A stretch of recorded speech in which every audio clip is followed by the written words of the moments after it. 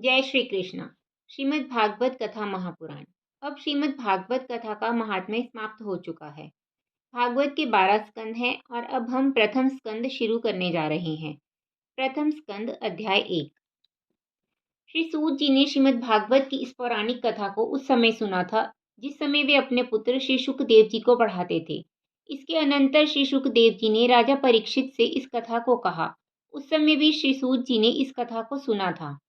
इस कथा के सुनने के कुछ दिन पश्चात श्री सूत जी नैमिषारण्य तीर्थ में गए, जहाँ शौनकादि 88,000 ऋषि मुनि रहते थे। उसी जगह पर चक्र सुदर्शनधारी श्री कृष्णचंद्र जी का सुदर्शन चक्र गिरा था, अर्थात उसी स्थान पर सुदर्शन चक्र की नींव शीर्ण हुई थी। इसी कारण उस स्थल का नाम नैमिषारण्य हुआ। वह स्थान इतना पवित्र था कि वहां पर कलयुग का प्रवेश होना असंभव था। जब श्री सूत जी वहां पहुंचे तो 88,000 ऋषियों ने उनसे प्रार्थना की कि हे सूत जी, आपने श्री वेद व्यास जी के पास रहकर उनसे समस्त पुराणों को पढ़ा है, अतः आप हमें भी कोई कल्याणदायक तथा पुण्य प्राप्ति की कथा सुनाइए।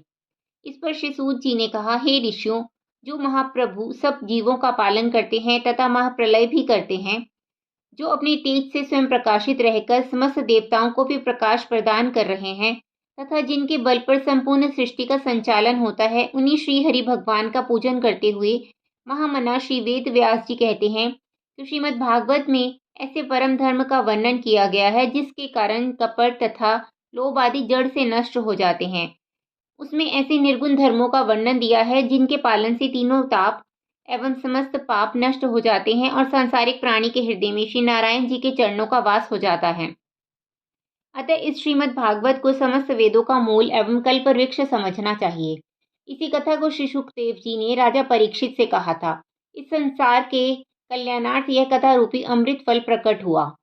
श्री सूत जी ने कहा, हे ऋषियों, तुम लोग इस कथा रूपी अमृत फल के रस को कानों द्वारा निरंतर पान करो।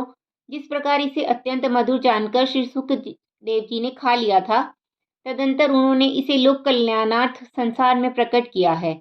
इस इतिहास को सुनकर शौनकादि ऋषियों ने कहा, हे महाराज, आप समस्त वेदों के ज्ञाता हैं, अतः आप हम लोगों को अपना शिष्य मानकर संसार भर के जीवों को भवसागर से पार उतारने वाला जो संपूर्ण वेद पुराण तथा शास्त्रों का सार है, उस कथा को वर्णन कीजिए, जिससे हम लोग भी मोक्ष के अधिकारी बन सकें। इसके साथ ही आप हमें यह भी बतलाने की कृपा करें कि जिन पर ब्रह्म परमेश्वर ने मृत्यु लोक में आकर देवकी के गर्भ से जन्म लिया, उसका कारण क्या था और श्री बलराम जी के साथ रहकर उन्होंने संसार में कौन कौन से चरित्र किए तथा जिस समय वे परम धाम को गए उस समय वे धर्म को किसके लिए सौंप गए।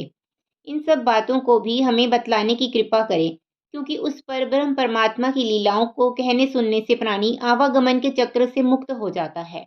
जय श्री कृष्ण।